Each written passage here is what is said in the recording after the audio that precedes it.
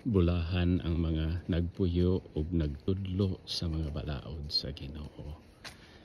Mateo kapitulo 5 bersikulo 19. Hinumduman nato nga kitang tanan gitawag gyud sa pagkapari.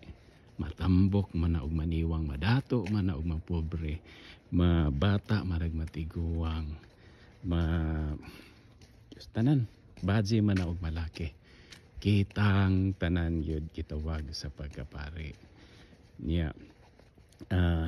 Unang-una trabaho nato diyan na pagampo, ikaduha mao ang paghinulsol sa ato ang sala, ug ikatulo nga trabaho sa pagkapari nga mao atong pamalandungan karon, mao ang pagdasig sa mga katawan.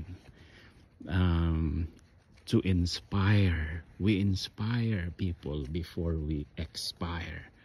Mudasig ta sa mutudlo ta, muhatag tag paglaom ngadto sa uban sa dili pa ta makabugtuan sa ato ang sa di pa ta mamatay lakod nga pagkasulti.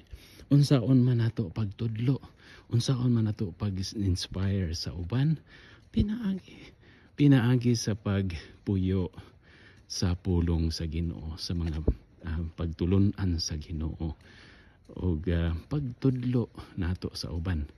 Kay kaning pagpuyo magod sa mga pamaagi sa Ginoo, musanag man ang ato ang panagway diana ngadto sa uban.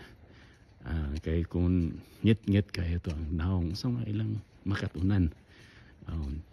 So maunay number 1 nga pamaagi, pagpuyo, pagpaminaw sa pulong sa Ginoo. Pagpuyo sa pulong sa Ginoo, ug niya nang pamagiha makahatag ta og kadasig paglaom sa uban nga nindot diay ang pamaagi sa Ginoo nga makabaton di tag tinuod yun nga kinabuhi kung musunod ta ni Kristo.